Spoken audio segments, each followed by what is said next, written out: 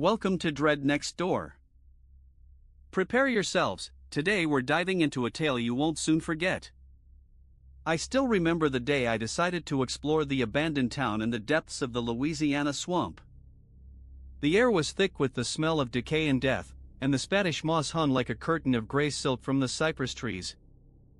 As I stepped out of my car and onto the crumbling asphalt, the silence was almost deafening.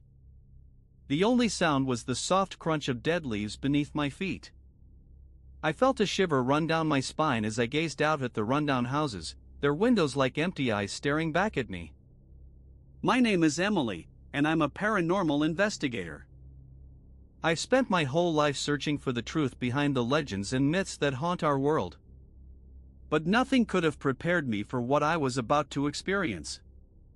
I began to walk down the main street, my eyes scanning the buildings for any sign of life. The streets were empty, the only movement the occasional bird flitting between the trees. I felt like I was being watched, but every time I turned to look, there was no one there. As I walked, the houses seemed to loom over me, casting long, ominous shadows on the ground. I could feel the weight of history bearing down on me, the accumulated sorrow and pain of all the people who had lived and died in this place. I stopped in front of a large, antebellum mansion, its facade cracked and worn.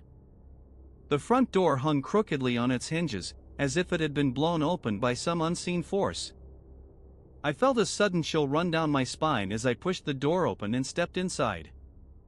The interior was dark and musty, the air thick with the smell of rot and decay. I saw it. A figure, tall and imposing, standing at the end of the hall.